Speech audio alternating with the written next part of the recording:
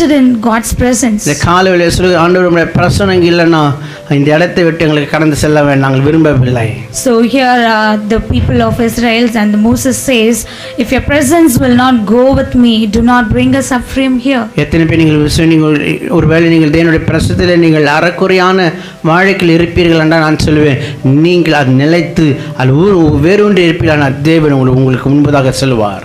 All your shortcomings apart, and you have to please God. God, let your presence lead me, guide me.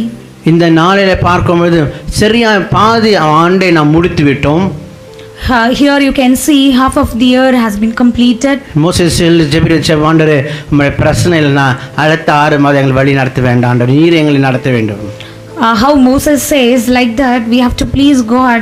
God, without your presence, the rest of the months in the year should not lead us. ஆண்டவரே அடுத்து உம்முடைய பிரச்சனைகள் வழி நடத்த விட்டால் எங்களுக்கு உம்முடைய பிரச்சனை இந்த அடுத்த பாதி 6 மாதங்களிலும் ஆண்டவருடைய பிரச்சனம் நம்ம நடத்த வேண்டியதாக இருக்கிறது.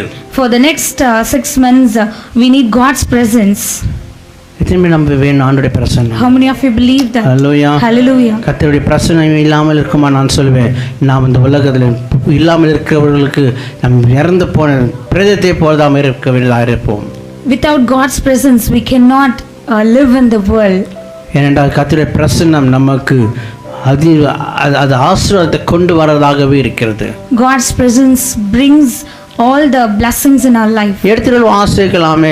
ஏசாயாவின் தீர்க்கதரிசன புத்தகம் 45ஆம் அதிகாரத்தின் 1ஆம் வசனம் 2ஆவது வசனம் யாராவது ஒரு வாசிக்க முடியும்? Please turn your Bible into Isaiah. Isaiah chapter 45 verse 1 and 2. Isaiah chapter 45 verse 1 and 2. கர்த்தராகிய நான்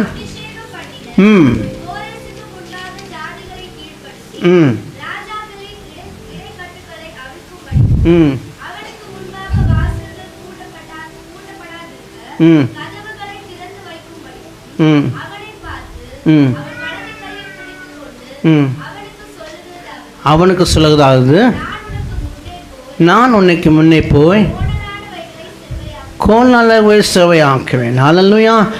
ஆங்கில விதம் நான் உனக்கு முன்பதாக போய் கோலாலவை எல்லாத்தையும் சரி பண்ணுவேன். I will go before you and level the exalted places. இந்த காலையில கூட மோசேஸ் சொல்லுங்க, ஆண்டவரே எங்களுக்கு உம்முடைய பிரச்சனைகள் முன்பதாக போக வேண்டும் என்றால் நம்மளுக்கு முன்பதாக எல்லா கோலாலவைகளையும் ஆண்ட சேவையாக்க வேண்டும். Here you can see how Moses pleases God. Show me your way and you go before us.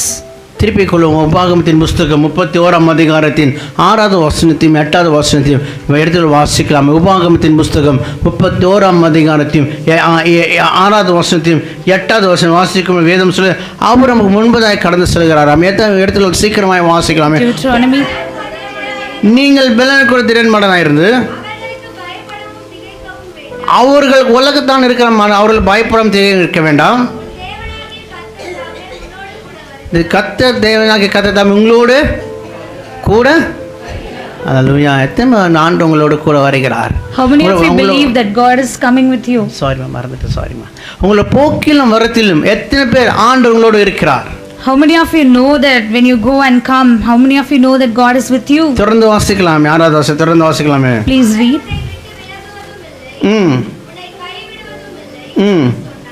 8ஆவது வசனம்.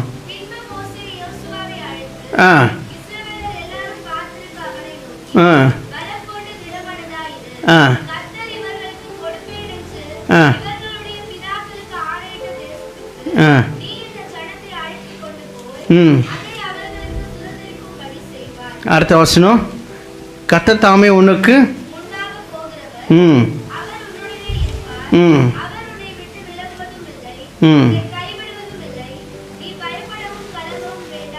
ஹல்லேலூயா. Hallelujah. 8வது வசனம் 6வது வசனம். It is the Lord who goes before you. He will be with you. He will not leave you or forsake you. Do not fear or be dismayed. வேதம் 8ஆம் வசனம் சொல்ல கர்த்தர் தாமே உனக்கு முன்பதாக போகிறார். The verse says, it is the Lord who goes before you. கர்த்தருடைய பிரசன்னம் எங்க இருக்கிறது கேட்டீங்கன்னா, ஆண்டவர் எங்க இருக்கிறாரோ அங்கேதான் அவருடைய பிரசன்னம் இருக்கிறது. Wherever God's presence there, you can just experience the presence of the Lord. அடுத்த 8ஆவது வசனம் அடுத்த அவர் உன்னுடனே இருப்பார். The next part of the verse says, He will be with you. நீங்கள் கர்த்தரோடு இருப்பீர்கள் என்றால் அவர் உங்களோடு இருப்பார். If you are with God, He will be with you. நீங்கள் அவரோட பிரசன்னத்தை நீங்கள் நாடுவீர்கள் என்றால் அவர் உங்களை நாடி இருப்பார். If you seek God's presence, He will also be with you. அப்ப அடுத்த மூணாவது பகுதி சொல்லி 8வது வசனம் மூணாவது பகுதி அவர் உன்னை விட்டு விலகுவதும் இல்லை. The third part of the verse says, Do not fear or be dismayed. அநேக நேரங்களில் ஆண்டவர் நம்மை விட்டு போவது காரணம் அதுக்கு ஆண்டவர் அல்ல, நாம் தான் அது காரணமா இருக்கிறோம். Sometimes the God is not walking away from us, that is we are doing that. ஆண்டவர் சமூகத்தை விட்டு நாம் விலகி போகும்போது ஆண்டவர் விரோதமாக நாம் பாவம் செய்யும் பொழுது நம்மோடு வரமாட்டார், அதுக்கு பதிலாக பிசாசா நம்ம கூட வருவான். ஆண்டோட பிரசன்னத்தை விட்டு நம்ம போய்விடுவோம். So when we walk out of the God's presence and committing the sins, the God will not come with us, rather than the Satan will accompany with us. நீங்கள் தேவனோடு சார்ந்து இருப்பீர்கள் என்றால் நான் சொல்வேன் கர்த்தர் உங்களோடு இருப்பார். நீங்கள் வேதம் சொல்லுது கர்த்தர் தாமே உங்களோடு இருப்பார். If you abide in God Jesus, He will be with you, and let me say that surely God is with you. எடுத்து வாசிக்கிறோமே ரோமர்கள் நிருபம் 8ஆம் அதிகாரத்து 31வது வசனம். ரோமர் 8ஆம் அதிகாரம் chapter 8 31வது வசனம் verse 31. இவைகளை குறித்து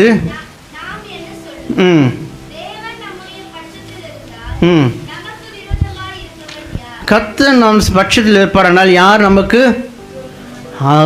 If God is with us, who will be standing against us? நான் சொல்லுவேன் நீங்கள் கர்த்தருடைய சமூகத்தில் நீங்கள் நாடி இருப்பீர்கள் என்றால், கர்த்தரோடு நீங்கள் இருப்பீர்கள் என்றால், கர்த்தர் உங்களோடு இருப்பார் என்றால், நான் சொல்லுவேன் உங்களுக்கு விரோதம் ஒரு மனுஷன் எழும்ப மாட்டான். Surely I can tell you, if you are abide in God Jesus, surely He will be with you. Sorry. கர்த்தருடைய கரத்தை நீங்கள் பிடித்து நடப்புக்கும் பொழுது அவரே உங்களுக்கு விரோதமாக எழும்பி அநேகரை அவர் அதோமணி போடுவது அவர் உண்மையுள்ள தேவனாகவே இருக்கிறார். If you walk with Jesus, He will stand for you and He will just remove all your trials and battles. எடுத்துட்டு வாசிக்கலாம் யாத்திராகமம் 13ஆம் அதிகாரத்தின் 21வது வசனத்தையும் 21வது வசனத்தை வாசிக்கலாம். Exodus chapter 13. யாத்திராகமம் புஸ்தகம் 13ஆம் அதிகாரத்தின் 21வது வசனத்தையும் 22வது வசனத்தையும் வாசிக்க கேட்கலாம்.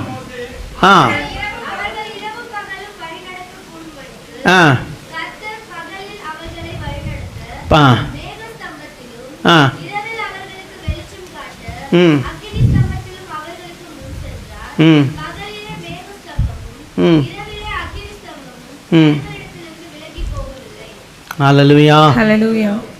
And the Lord went before them by day in a pillar of cloud to lead them along the way, and by night in a pillar of fire to give them light, that they might travel by day and by night. The pillar of cloud by day and the pillar of fire by night did not depart from before the people. இந்த பகுதி நம்ம நன்றாக அறிந்திருக்கும். இந்த 13ஆம் அதிகாரத்தை இந்த 21வது வசனம் 22வது வசனம் எப்படி எந்த மாதிரி சூழ்நிலை சொல்லப்பட்டிருக்குன்னு சொல்லி நமக்கு நன்றாக அறிந்திருக்கிறோம்.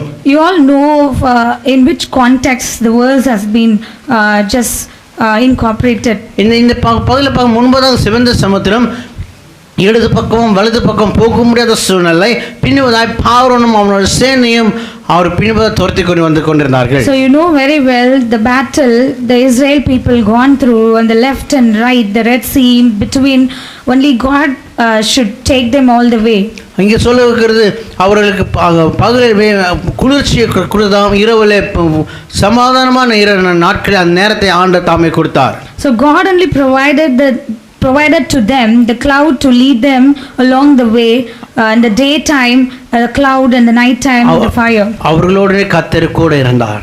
God was with them. நான் சொல்வேன் வேதத்தையும் நம்மை ஒருபோதும் யாராலும் பிரிக்க முடியாது. So I can tell surely none there is to separate us from the word of God. இஸ்ரவேல் மக்களுக்கு ஆண்டவர் வெளிச்சத்தையும் மேகஸ்தம்பத்தை கொடுப்பார் என்றால் அவர் உங்களுடைய வாழ்க்கையிலும் நிச்சயமாகவே உங்களுடைய வாழ்க்கையிலும் மேகஸ்தம்பத்தை தேவன் தருவார். I can tell surely when God is there to provide a pillar of cloud to lead them and a pillar of fire to give them light during the night, I can tell you the same God will do for us.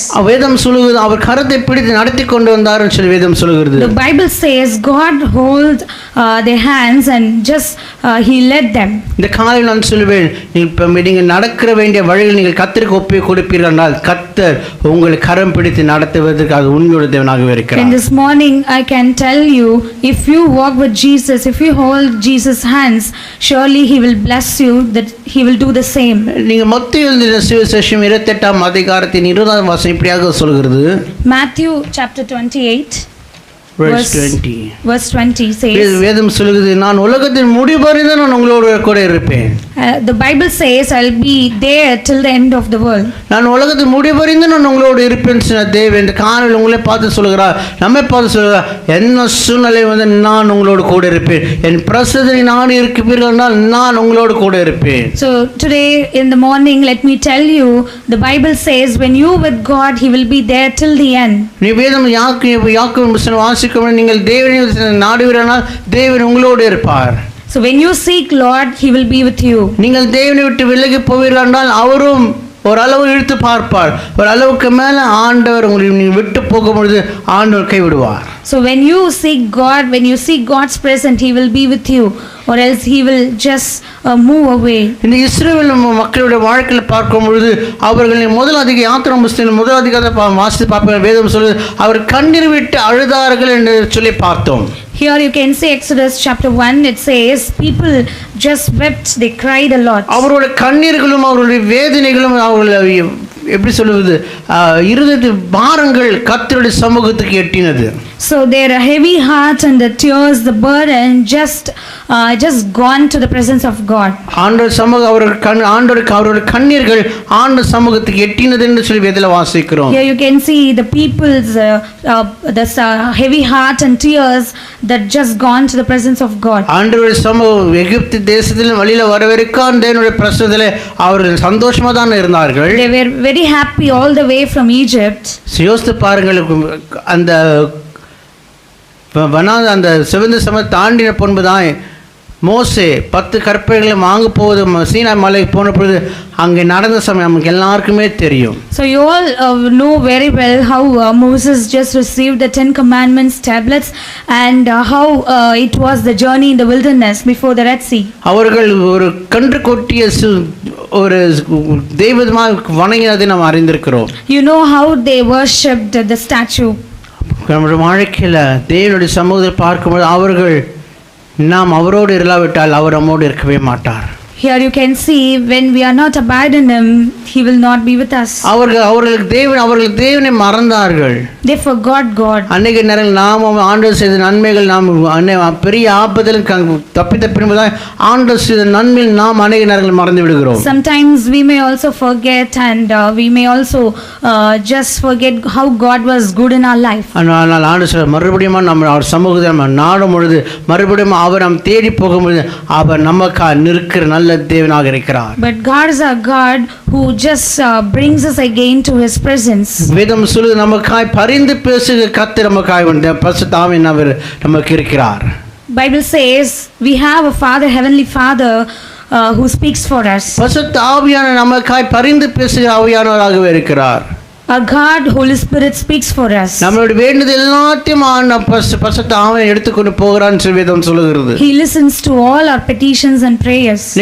நீங்கள் ஆதியாகமம் புத்தகம் வாசித்து பார்க்கும்பொழுது யாக்கோபுடைய வாழ்க்கையை பார்க்கும்போது தன்னுடைய தகப்பனோட வீட்டில் போகும்பொழுது ஒரு குறிப்பிட்ட இடத்துல வரும்பொழுது அவன் படுக்கிற பொழுது தேவ தூதர்கள் ஏறுகளும் இறங்குறதுமாக தரிசனத்தை காண்கிறான். You can see in Genesis how Jacob's life, how angels just interpreted with him. அப்போ பார்க்கும் அதே போல நம்மளுடைய வாழ்க்கையில் நம்மளுடைய விண்ணப்பங்கள் எல்லாத்தையும் பரிசுத்த ஆவியானவர் தேவனிடத்தில் கொண்டு போய் பதில் கொண்டு வரும் நம்ம வாழ்க்கையில் இருக்கிறார். You can see in our lives also the Holy Spirit will do the same. He hears and listens and takes all our prayers and petitions. யாருக்குன்னு சொல்லி பார்க்கும்போது நீங்கள் ஏற்கனவே வாசித்து வந்தோமா யாத்திராகமம் 33ஆம் அதிகாரத்தில் 14ஆம் வசனத்தில் ஏற்கனவே வாசித்தோம். அவருடைய பிரசன்னத்தில் நம் நாடுகிற யாரெல்லாம் இருக்கிறாரோ அவர்களுக்கு மாத்திரமே தேவன் ஒரு அனுக்கிரகத்தை அருகிற தேவனாக இருக்கிறார். So it says to whom and all the blessings, the presence will be the people, those who seek the Lord and who seek the presence of the Lord, he will be with them. நீங்கள் உபாகமத்தின் புஸ்தகம் 31 அதிகாரத்தின் 3 வசனத்தில் வாசித்து பார்ப்பீர்கள், வேதம் சொன்னால் உன்னோடே கூட இருக்கிறேன் என்று சொல்லி வேதம் சொல்கிறது. If you read Deuteronomy, the Bible says the God is with us. ஆண்டவர் நான் உன்னோடே கூட இருப்பேன். God is telling, I am with you. அது மட்டுமில்லாமல் வேதம் சொல்லு தடைகள் எல்லாத்தையும் அவர் எடுத்து போடுகிற நல்ல தேவனாக இருக்கிறார். He will remove all the hindrance from our life. உங்களோட வாழ்க்கையில் தடையாக எந்தெந்த தேவனுடைய பிரசன்னம் உணராமல் இருக்க எந்தெந்த காரியங்கள் இருக்கிறதோ அந்தந்த காரியங்கள் ஆண்ட தடைகள் எல்லாத்தையும் எடுத்து போடுவதற்கு நம்மளுடைய தேவன் ஒருவர் உண்டு. Our God is a God, powerful God, who removes all our hindrance that you should experience and testify. தடையில் எடுத்து போடுறது மாத்திரமல்ல, நமக்கு சமாதானத்தையும் நமக்கு ஆறுதலின் தேவன் நமக்கு ஆறுதலை தருகிற நல்ல தேவனாக இருக்கிறார். He is not only removing our hindrance from our life obstacles, but also he gives peace. எடுத்து வாசிக்கலாம். ஏசாயாவின் தீர்க்கதரிசன புத்தகம் 51 அதிகாரத்தின் 12வது வசனத்தை யாராவது ஒரு எடுத்து வாசிக்கலாம். Please turn your Bible into Isaiah chapter 59.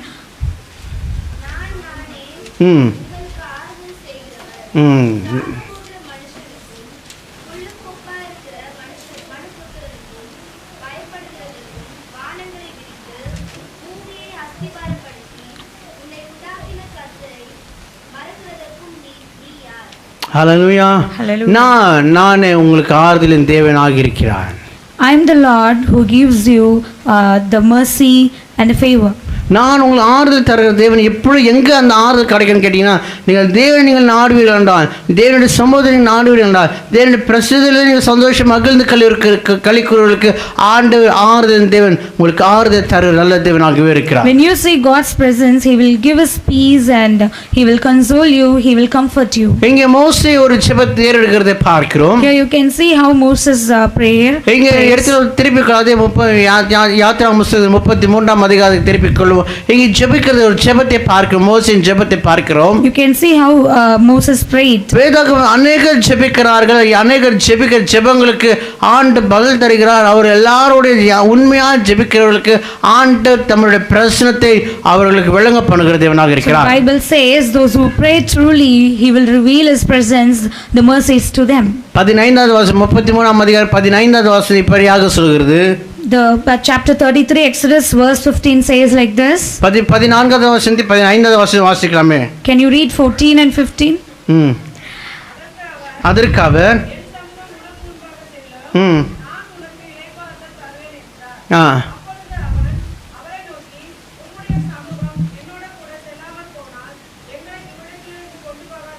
நம்மளுடைய ஜெபம் எப்படி மறக்கணும்? இந்த ஜூன் மாதம் 30ஆம் தேதி கடைசி ஞாயிற்றுக்கிழமையில் இருக்கிற நம்மளுடைய ஜெபம் எப்படி என்னவா தீர்மானம் இருக்க வேண்டும்? Our prayers should be like this.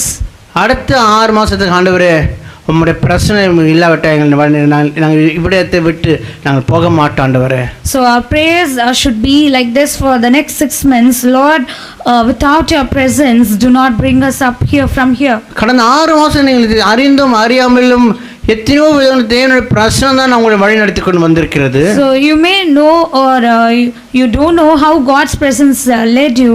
ஆனால் இந்த காலையில் நம்ம மோசேயின் ஜெபத்தை நாம் செய்ய வேண்டும். ஆண்டவரே உம்முடைய சமூகம் எங்களுக்கு இல்லாவிட்டால் இந்த இடத்தை விட்டு நாங்கள் போக மாட்டோம். We should do the same how Moses prayed to God. 16வது வசனம் 17வது வசனம் யாராவது வாசிக்கும்படி கேட்டுக்கொள்கிறேன். Can someone read verse 16 and 17?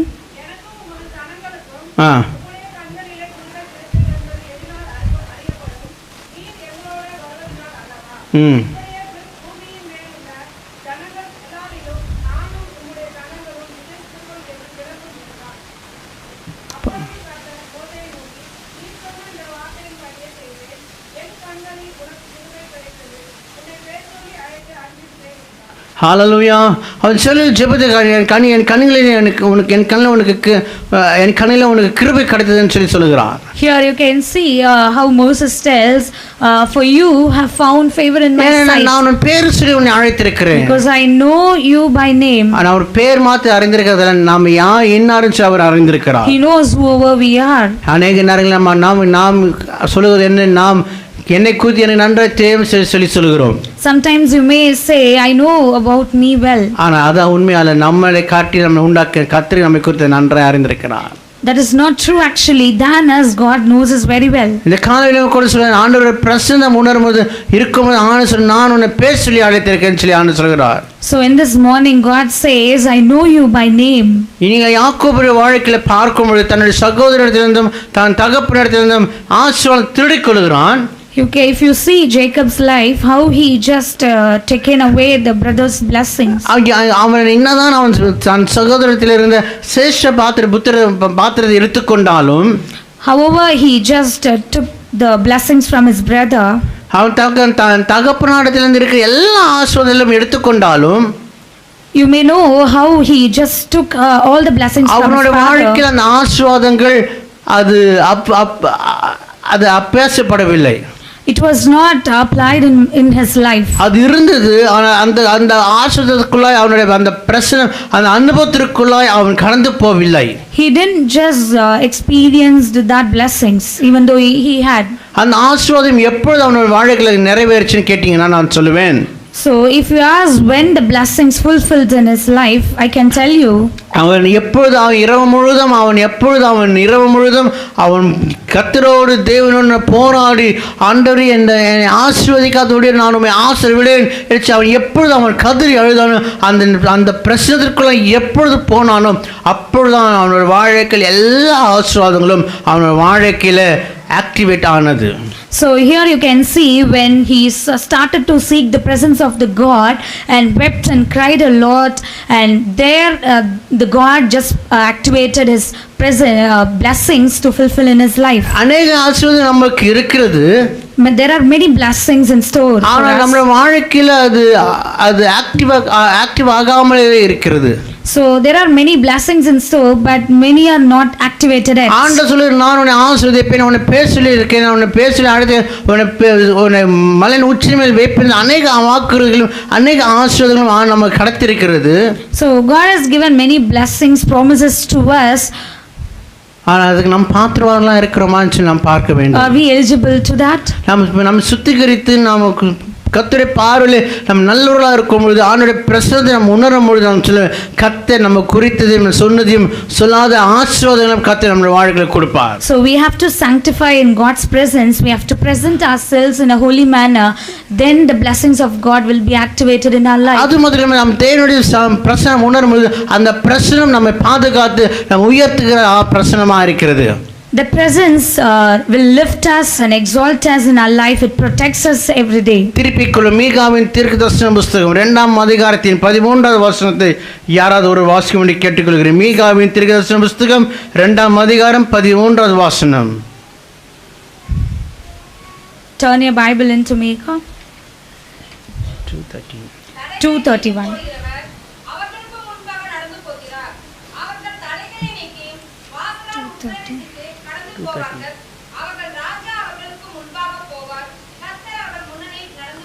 ஹல்லேலூயா. உங்கள் தடைகள் அவனை எடுத்து போடுவது மாத்திரமல்ல, அவர்கள் முன்பதாக கடந்து செல்கிற தேவனாக இருக்கிறார். He is not only removing your obstacles, hindrance from your life, he goes before you. உங்களுடைய வாழ்க்கையில் எல்லா தடைகளையும் நீங்கள் அவனை எடுத்து போக வேண்டிய உங்களால் நீங்கள் நினைத்தால் எடுத்து போட முடியாது. ஆனால் தேவன் நினைத்தாரானால் அதை எடுத்து போடக்கூடும். If God is there to remove all your hindrance, there is none to closes. நம்முடைய தேவனுடைய பிரசன்னம் உணர வேண்டும். நம்ம வாழ்க்கையில் தடைகளை தேவன் எடுத்து போட வேண்டும். If we want to experience God's presence, God should remove all the hindrance from our life. அது எடுத்து போடுறது மட்டுமல்ல, அந்த தேவனுடைய சமூகம் இருக்கும் பொழுது ஆண்டவர் நமக்கு முன்பதாக கடந்து செல்கிற தேவனாக இருக்கிறார். He will not only remove all the obstacles and the hindrance, he will also bless us with his presence. அதனால நம்ம ஏற்கனவே வாசித்தோம் ஏசாயாவின் தீர்க்கதரிசனம் 45ஆம் அதிகாரத்தில் 2வது வசனம் சொல்லி, நான் உங்களுக்கு முன்பதாக போய் கோல்நாள்ல எல்லாத்தையும் சரி பண்ணுவேன்னு சொல்லி ஆண்டவர் சொல்லி இருக்கிறார். As we read in Isaiah, so it says God goes before us. He will just makes the path in a perfect way. இந்த காலையில் நம்மளுடைய பிரச்சனை நமக்கு முன்பதாக கடந்து போவது யார்? So in today's morning, you can just think about it, whose presence going before you, நாம் யாரோடு நடந்து போகிறோம், with whom we are walking, நம்மை யார் வழி நடத்துகிறார், which person is leading us. நல்ல கேள்வி கேட்பது ரொம்ப எளிதுதான், ஆனா பதில் சொல்லுவதுதான் ரொம்ப கடினம். It's easy to ask question, but it is little difficult to answer. ஆனா நமக்கு ஆண்டவரும் ஆண்டோட பிரசன்னத்தோடு நான் இசைந்து நடக்கிற சொல்ற ஒரே காரியம், அவர் நினைக்கிற காரியத்தை எல்லாத்தையுமே ஆண்டவர் செய்து முடிக்கிற தேவனாக இருக்கிறார். So when we walk with Jesus in his presence, through his presence, he is there, he is able to fulfill all the blessings in our life. நம்முடைய ஜெபம் எப்படி இருக்க வேண்டுமானால், ஆண்டவரே நாங்கள் உம்மை சத்தத்தை கேட்ப எங்கள் செவிகளும், நாங்கள் உம்மை பார்ப்பதற்கு எங்கள் கண்களும் எங்களை டியூன் பண்ணி வையும் சொல்லி கேட்கும்போது, ஆண்டவரே உம்முடைய பிரசன்னத்தை நாங்கள் உணர்வதற்கு எங்கள் உணர்வு எல்லாத்திலும் எங்களை டியூன் பண்ண சொல்லி கேட்கும்போது, ஆண்டவர் டியூன் பண்ணும்போது அவருடைய பிரசன்னத்தை நாம் இருக்கிற எல்லா தடையும் ஆண்டு எடுத்து போட்டு அவர் உங்களை வழி நடத்துவதற்கு அது நிச்சயமுள்ள தேவனாக இருக்கிறார். So when we pray, we have to pray like this. Whenever we pray, God tune our eyes and ears to listen you, to seek you more. He will do the same. நீங்கள் திருப்பி மத்திய எழுதின சுவிசேஷம் 8ஆம் அதிகாரம் 1ஆம் வசனம் 2ஆம் வசனத்தை யாராவது ஒரு வாசிக்க முடிய கேட்டுக்கொள்கிறேன். Matthew chapter 8 verse 1 and 2. Can someone read? மத்திய எழுதின சுவிசேஷம் 8ஆம் அதிகாரம் 1 2.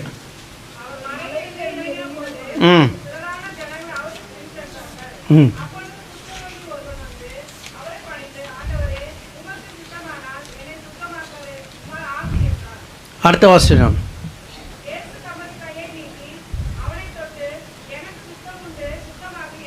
இங்கே பார்க்கும்பொழுது குஷ்டு அந்த அக்காலத்திலே குஷ்டரோகியுடைய எங்கே இருப்பார் என்றால் ஒரு நகரத்து ஒரு மலை பகுதியில் தான் இருப்பார்கள். So those days the leper will be dwell in the outskirts of the city. அவர்கள் ஜனத்தோட ஜனமா இருக்க முடியாது, அவர்களால் இருக்க கூடாது, இருக்க முடியாது. He cannot live a easy life like the ordinary people. ஆனாலும் அந்த குஷ்டரோகியானவன் அவன் நம்பினான், அவன் விசுவாசித்தான், நான் கர்த்தருடைய பிரசன்னத்துக்கு போவேனால் அவர் என்னை சுத்திகரிப்பார் என்று அவன் நம்பினான். So the leper just believed and trusted, had a great faith in Lord. If I go to God's presence, surely I will be healed. நான் கர்த்தரை நாடுவேனால் கர்த்தர் எனக்கு ஒரு அனுக்கிரகத்தை அருளுவார். When I seek God, he will just help me to come out of my struggles. ஆகையால் தான் நம்ம பார்க்க அவன் இறங்கி வந்த பொழுது, ஆண்டவரே உமக்கு சித்தமா இருக்கும்னால் என்னை சுத்திகரியும் என்று சொல்லி அவன் கேட்கிறதை பார்க்கிறோம். So here you can see he asked the gods the willing, Lord, if you will, if you are ready to heal me, Lord, please heal me and sanctify me. நான் நம்புறேன் அவன் குஷ்டரோகத்தை மாத்திரம் அவன் சுத்திகரிக்கிறது மாத்திரமல்ல, ஆண்டவரை சுத்தமாக்கும் ஆவிக்குரிய வாழ்க்கையும் சுத்திகரிப்பார். நான் உமோடு என்னென்றைக்கும் சதா காலையிலும் நான் உமோடு இருப்பேன்னு சொல்லி அவன் அப்படியுமே அவன் எண்ணி இருக்கலாம். He would have thought like, Lord, if you will, you can make me clean for the whole life.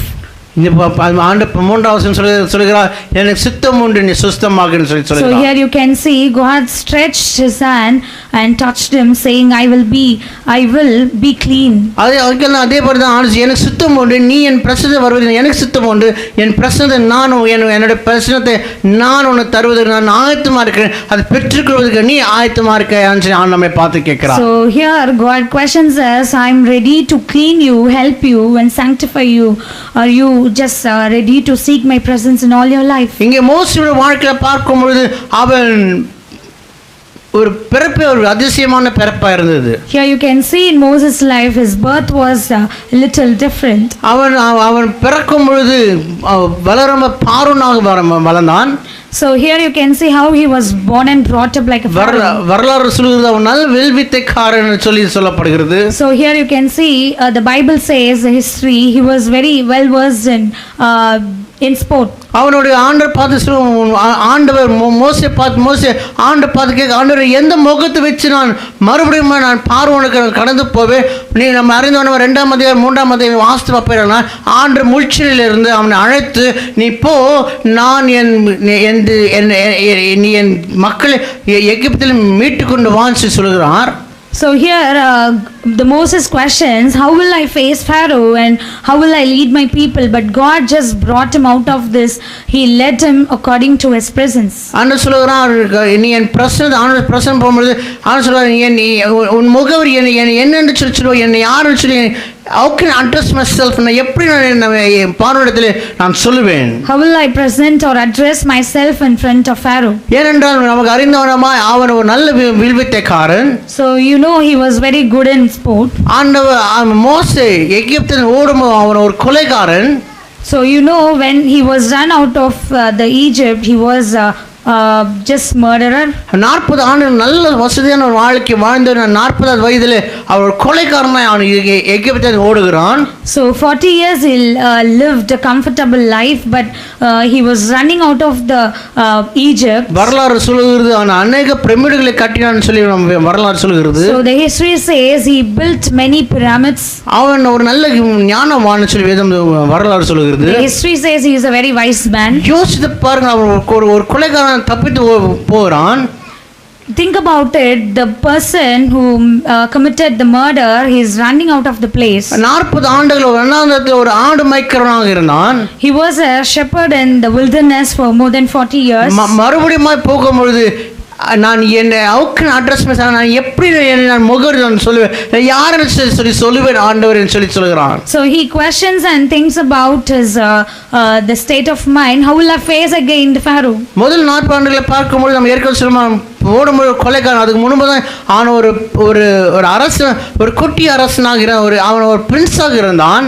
So you can you know about him, how he was killed and the man, and how he ran about from the place, and how he lived as a king. அவனை பார்க்கும்போது எல்லாத்தையும் படிப்படியாக அவன் ஒன்றுமே இல்லாமல் போய்விட்டான். So you can know here step by step he lost many things in his life. ஆனால் அங்கே பார்வோன் வீட்டில் இருக்கும்போது ஒரு ஒரு அதிபதியாக இருக்கும்போது உலகத்துக்கு அதிபதியாக தான் இருந்தான். So when he lived in Pharaoh's palace, he lived with all the powers and authority like a king. ஆனால் அங்கிருந்து ஓடி வரும்போது கொலைக்காரனாக ஓடி வந்தான். ஆனால் மறுபடியும் போகும்பொழுது அவன் கிறிஸ்துவின் ஸ்தானாதிபதியாக அவன் போகிறதை நாம் பார்க்கிறோம். So when he ran out of the place, you know how he was made the mistakes and the sinful life, but God made him to be a child of the Lord. நம்ம ஆண்டு சொல்ற நான் உன்னை என்னுடைய ஸ்தானாதிபதியாக நான் உன்னை அனுப்ப I'll send you as ambassador to Egypt. எகிப்து தேசத்துக்கு நான் என்னுடைய ஸ்தானாதிபதியாக நான் உன்னை அனுப்புகிறேன். So God again he says to him, I will send you as an ambassador. ஆகையால் நீ எதற்கும் கவலைப்படாதே. So you should not worry about anything. என் சமூகம் உன்னை எகிப்து தேசத்தை உயர்த்தும். My presence will exalt you, lift you up in the Egypt. அநேக நேரம் நம்மை பார்த்து அநேகர் கேட்க நம்மளுடைய முகவரி என்னன்னு சொல்லி கேட்டீங்கன்னா நம் வீட்டு முகவரி நம்ம அநேகருக்கு நன்றாக அறிந்திருக்கிறோம். Many times people will ask about our recognition identity. We know about our address, residential address. ஆனால் நான் சொல்லுவேன் நம்மளுடைய முகவரியை ஆண்டுக்கு நமக்கு இருக்கிற முகவரி நமக்கு என்னன்னு சொல்லி தெரியுமா?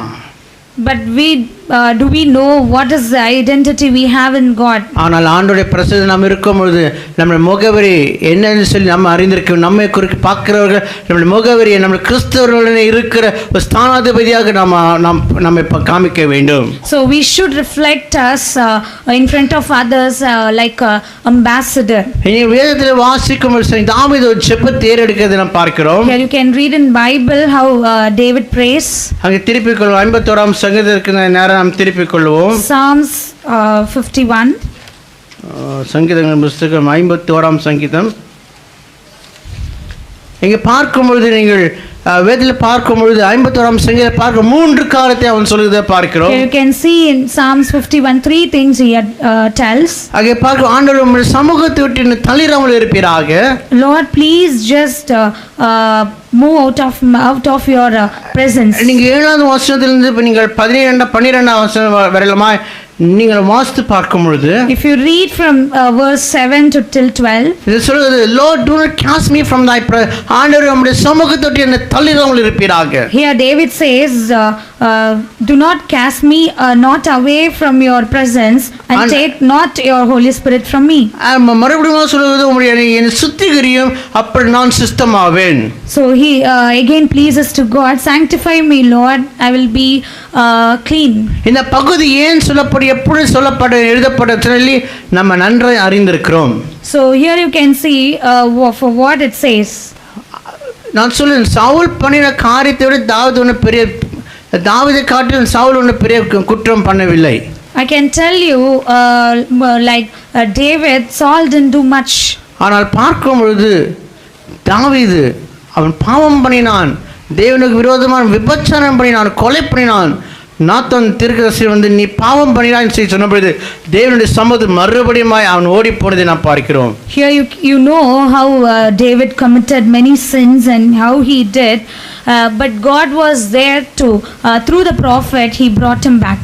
He ran to God's presence. திருப்பி சங்கீதங்களின் புத்தகம் 56ஆம் சங்கீதத்தின் 7வது வசனத்திலிருந்து 12வது வசனமாய் யாராவது ஒரு சத்தமாய் வாசிக்கும்படி கேட்டுக்கொள்கிறேன். ஈசோப்பினால் சுத்திகரியும்.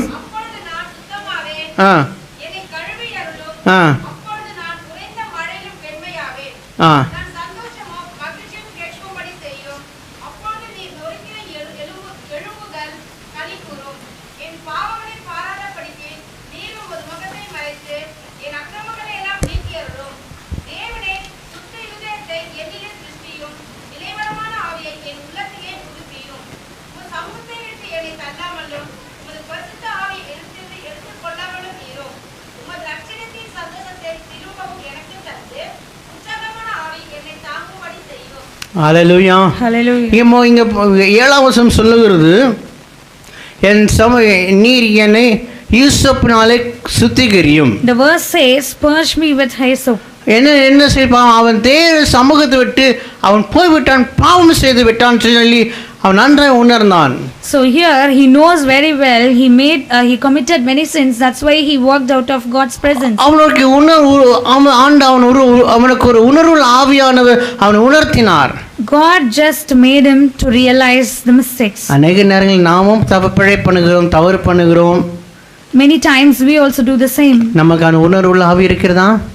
Do we have that kind of spirit in us? நாம் தவறு பண்ணுகிறது நாம் தெரிந்து பண்ணுகிறோம், சில தெரியாமல் பண்ணிவிடாமல் நாம் அதுக்கு நாம் உணர்வுள்ள ஆவியா உணர்த்தப்படுகிறோமா? Are we just realizing our mistakes knowingly or unknowingly committed sins? இந்த காலையில் சொல்லுவேன், நான் நமக்கு ஒரு நல்ல உணர்த்துகிற ஆவியானோ நமக்கு இருக்கிறார். Today I can tell you we have a good God who makes us to realize. தொடர்ந்து வாசிக்கும் பொழுது வேதம் சொல்லுகிறது, ஆண்டவரே என்னை உம்முடைய பரிசுத்த ஆவியானவர் என்னிடத்தில் எடுத்துறாமல் இருப்பீராக. So the Bible says, God not kindly don't take your Holy Spirit from me. மூன்றாவது சொல்ல, ஆண்டவரே உம்முடைய சமூகத்தை தள்ளிராமல் இருப்பீராக. Here again the third part of the verse says, do not cast out of your presence. நான் சொல்லுவேன், நீங்க நம்மளுடைய ஜெபமானது இந்த மூன்று காரியமாக இருக்க வேண்டும். So your prayers should go with these three things. ஆண்டவரே நீ ஈசோப்பினாலே கழுவும் ஆண்டவரே. Lord, purge me with the hyssop. ஆண்டவரே என்னுடைய சமூகத்தை தள்ளிராமல் இருப்பீராக. Do not cast me not away from your presence. என்மேல் இரக்கமாய் இருப்பீராக. Please show mercy on me, mindful of me. இந்த காலையிலே நம்ம ஜெபத்திற்கு ஆண்டவர் பதில் கொடுப்பதற்கு அவர் அதிக நிச்சயமுள்ள தேவனாகவே இருக்கிறார். Our God is a God who answers our prayer.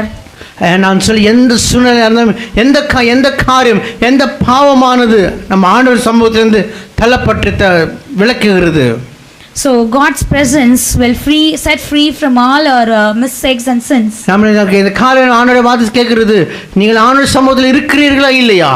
In today's morning, are you in the presence of God? நீ தேவனுடைய சமூகத்தில் போனமா இருக்கிறோம் இல்லையான்னு சொல்லி கேள்விக்குறி இருக்குமானால் ஆண்டவரே நான் எந்த இடத்துல நிற்கிறேன்னு சொல்லி ஆண்டவர் கேட்பேன் என்றால் ஆண்டவர் நித்திய நடத்தும் சொல்லி கேட்கும்போது ஆண்டவர் நடத்துவதற்கு அவர் அதி நிச்சயமுள்ள தேவனாக இருக்கிறார். He is able to lead us when we have the question in us, are we standing in God's presence or not?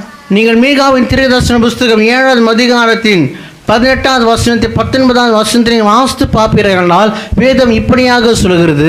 When you read Micah chapter 7 verse 18 and 19. Verse 18 and 19, can someone read?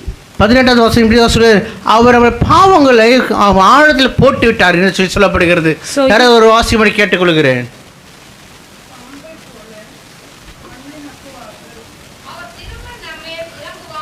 அவர் மறுபடியும் திரும்ப நம்மில் இறங்குவார், நம்மளுடைய அக்கிரமங்களை அடக்கி சமுத்திரத்தில் ஆழத்தில் என்ன பண்றாராம் சொல்லுங்களேன், என்ன பண்றாராம்? போட்டு விடுகிறாராம். He will again have compassion on us. He will tread our iniquities underfoot. You will cast all our sins into the depths of the sea. யாருக்கு தெரியுமா இந்த வசனத்தை ஆண்டு சொல்லுகிறார்? You know to whom he says. நான் சொல்லுவேன், கர்த்தருடைய பிரசன்னத்தை நாடுகிறவர்களுக்கு ஆண்டவர் அவருடைய பாவங்களை சமுத்திரத்தின் ஆழத்திலே போட்டு விடுகிறார். So this is only for the people who seeks God's presence. He just casts all his their sins into the depths of the sea. இன்னொரு வசனம் இப்படியாக சொல்லுது, அது அவர் நம்முடைய பாவங்களை அவர் முதுகு பின்னாடி போட்டு விடுகிறாராம், அது மறுபடியும் அவர் அதை நினையாதபடி இருக்கிறாராம். He will not, the other verse says like this, he will not remember our sins, he throws at the back. நீங்கள் சங்கீதம் 25ஆம் சங்கீதம் வாசித்து பார்ப்பீங்கன்னா சங்கீதக்காரன் சொன்ன என் வாலிபத்தின் பாவங்களை நீ நினையாமல் இருப்பீராக சொல்லி ஜெபத்தை பார்க்கிறோம். So here in Psalms David says like, God please don't remember my sins when I committed those things during my youth. இந்த காலையிலே ஆண்டவராகிய இயேசு கிறிஸ்து தம்முடைய பிரசன்னத்தை தருவதற்கு அவர் உண்மையுள்ள தேவனாக இருக்கிறார். So today's morning I can tell you our God is a God who enables us and he is ready to bless us and lead us through his presence. நீங்கள் வெளிப்படுத்தின விசேஷம் 3ஆம் அதிகாரம் 20ஆவது வசனம் இப்படியாக சொல்கிறது. The Revelation chapter 3 says like this. 20ஆவது வசனம் இப்படியாக சொல்கிறது. Verse 20 says, இதோ வாசற்படியில் நின்று நான் கதவை தட்டுகிறேன், ஒருவர் என் சத்தத்தை கேட்பானால் நான் அவனோடு பிரவேசித்து நான் என்ன பண்ணுவேன்? போஜனம் பண்ணுவேன். So I will come into him and eat with him and he with me.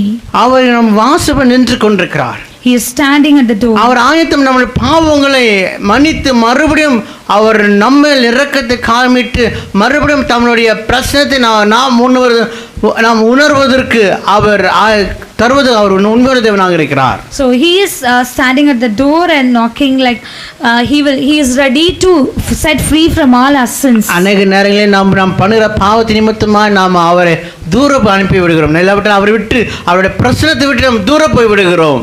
Sometimes our sins will restrict God's relationship with us. ஆனால் இந்த காலை நான் சொல்லுவேன், நாம் பிரசன்னத்தை தேவனுடைய சமூகத்தில் நாம் நிற்கும் பொழுது நாம் இந்த உலகத்தில் என்ன காரியங்கள் வந்தாலும் அவருடைய பிரசன்னத்தை நாம் உணரும் பொழுது கர்த்தருடைய ஆவியானவர் சொல்கிறார், நான் உங்களோடு தங்கி இருப்பேன்.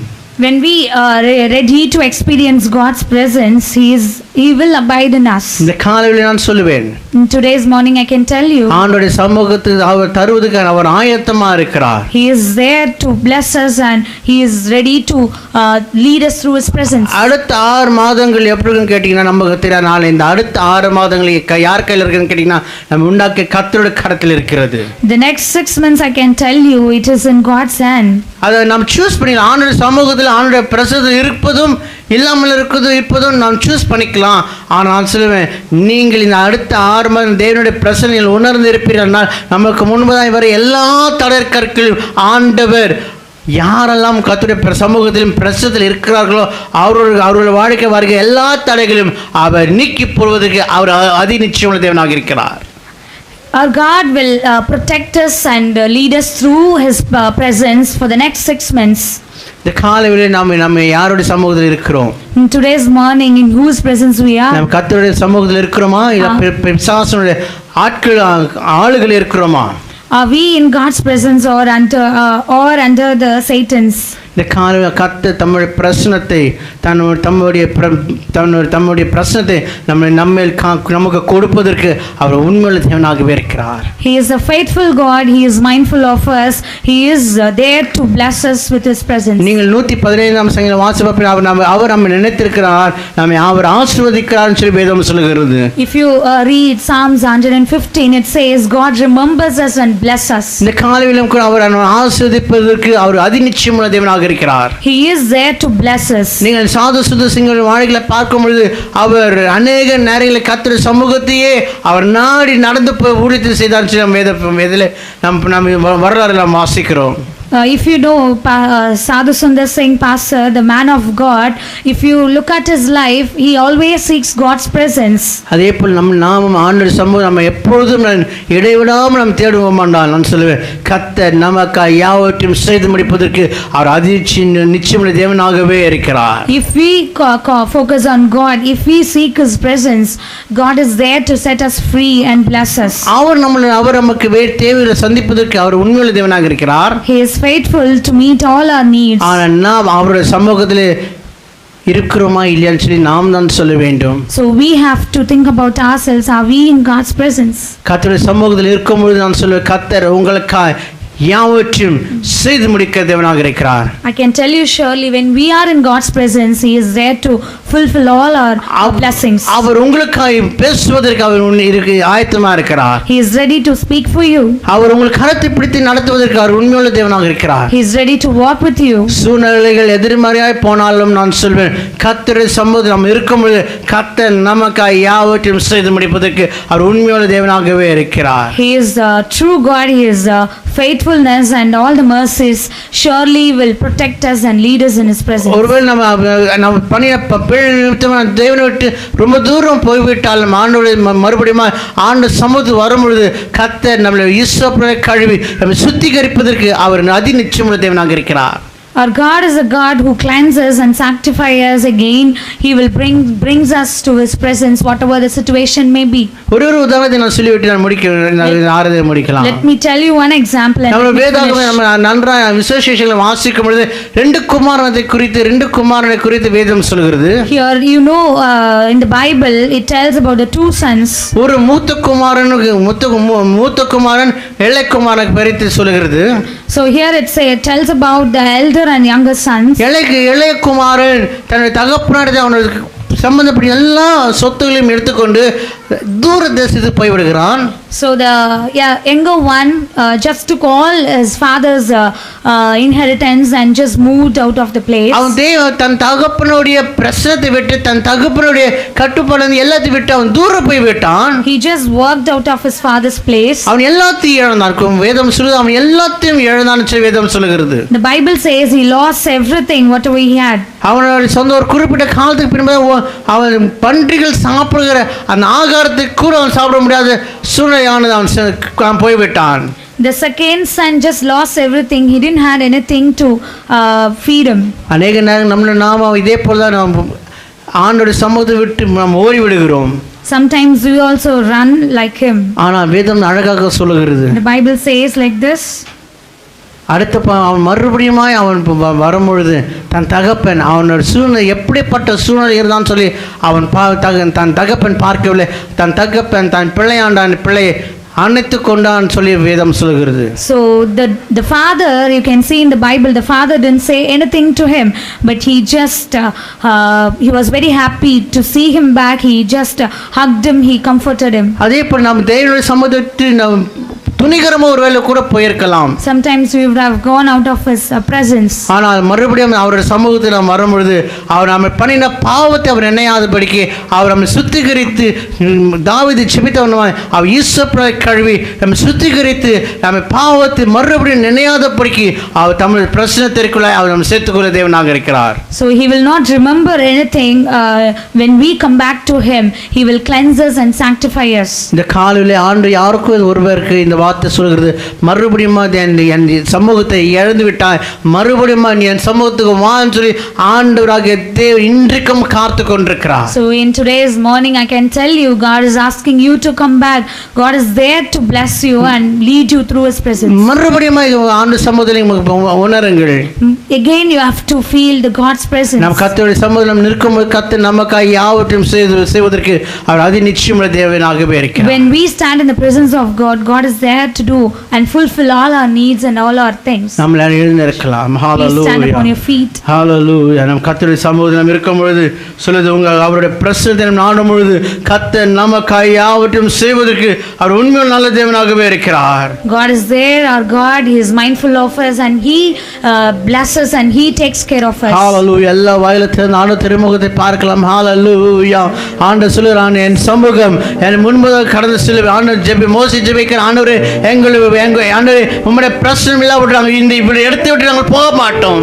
God, the Moses tells, God, without your presence we will not run out of the place, we will not move out of the place. எங்களுக்கு உம்முடைய பிரசனம் வேணும் ஆண்டவரே சொல்லி ஜெபிக்கிறான். We have to pray, Lord, we need your presence. மோசே ஜெபித்த வேணும் வானத்தின் ஜெபிக்கிறான். ஆண்டவரே, Lord, we need your presence. ஆண்டவரே எங்களுக்கு உம்முடைய சமூகம் எங்களுடைய பிரசனம் எங்களுக்கு வேணும் சுவாமி. எங்களுக்கு இந்த காலை வேளையிலே like Moses we should please God, ask God, let your presence lead us. Lord, we need your presence. எல்லா வாயிலத்தை கேட்கலாம் ஆண்டவரே. இந்த அடுத்த 6 மாதங்கள் எங்கள் உம்முடைய பிரசனம் எங்களை ஆட்கொள்ளட்டும் ஆண்டவரே. உம்மை விட்டு நாங்கள் ஒருவேளை தூரம் போயிருப்போம்னா அந்த காலையில் நாங்கள் மறுபடியும் நாங்கள் உங்கள் சமூகத்தில் வருவதற்கு தடையாக இருக்க அனைத்து காயங்களை சுத்திகரிப்பீராக சொல்லி ஜெபிக்கலாம். Please ask in the Lord Jesus, Lord, bless us for the next 6 months, Lord, whatever the situation may be, we would have gone out of your presence, Lord. Hallelujah. You are there to bring us back again. Hallelujah. ஒரு 2 நிமிஷம் தருகிறேன். வாதத்தை நீங்கள் சிறைப்படுத்திக் கொள்ளுங்கள். ஒருவேளை நீங்கள் யோசித்து பாருங்கள், உங்களுக்கும் ஆண்டவருக்கு இருக்கிற உறவு எப்படி இருக்குன்னு சொல்லி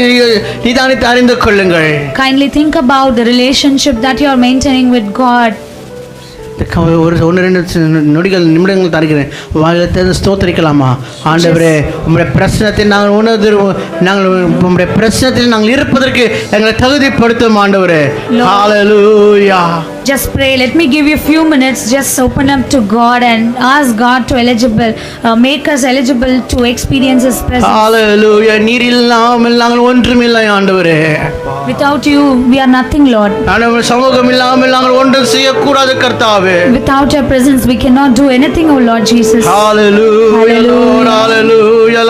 நீர் இல்லாமல் நான் இல்லையே, நீர் சொல்லாமல் உயர்வு இல்லையே, நீர் இல்லாமல் நான் இல்லையே, நீர் சொல்லாமல் உயர்வு இல்லையே. உங்க பிரசனம் தான் எனது முகவரி, உங்க பிரசனம் தான் எனது தகுதி, உங்க பிரசனம் தான் எனது முகவரி, உங்க பிரசனம் தான் எனது முகவரி. நீர் இல்லாமல் நான் இல்லையே, நீர் சொல்லாமல் உயர்வு இல்லையே, நீர் இல்லாமல் நான் இல்லையே, நீர் சொல்லாமல் உயர்வு இல்லையே. உங்க சமூகம் தான் எனக்கு முகவரி, உங்க பிரசனம் தான் எனது தகுதி, உங்க பிரசனம் தான் எனக்கு முகவரி, உங்க பிரசனம் தான் எனது தகுதி. Hallelujah, Lord, hallelujah. வாழ்க்கையில் சொல்ல மாண்டவரே, நீர் எங்களை தகுதிப்படுத்துகிற Lord. Give us your presence, Lord. Let us feel thy presence, Lord. ஆண்டவரே, உம்முடைய பிரசன்னத்தை நாங்கள் உணர்வதற்கு எங்களுக்கு கிருபை பாராட்டுவீராக. Hallelujah. Ask and it shall be given to you. கேட்கிற யாவருக்கும் ஆண்டவர் வாக்கு பண்ணினதை தருவதற்கு அவர் அதிர்ச்சி உள்ளதாக இருக்கிறார். Hallelujah. கேளுங்க வாயத்தை ஆண்டவரே, இந்த காலையில் ஆண்டவரே உம்முடைய பிரசன்னத்தை நான் உணர வேண்டும். Lord, we need your presence, Lord. Without your presence, Lord, we should go anywhere from this place, Lord. உம்முடைய சமூகத்தில் இல்லவிட்டால் நாங்கள் இந்த விட்டு நாங்கள் உம்மை விட மாட்டோம் ஆண்டவரே. Hallelujah. Hallelujah, Lord. உம்முடைய பிரசன்னம் தான் எங்களுக்கு முகவரி ஆண்டவரே, உம்முடைய பிரசன்னம் தான் எங்களுக்கு தகுதி ஆண்டவரே. நீ இல்லாமல் நாங்கள் ஒன்று செய்யக்கூடாது ஆண்டவரே, இல்லாமல் எங்களை ஒன்று செய்ய முடியாது ஆண்டவரே. உம்முடைய பிரசன்னத்தை எங்களை ஆட்கொள்ள நாங்கள் அதை உணர்வை எங்கள் கிருபைத்து பாராட்டுவீராக. Hallelujah, Lord.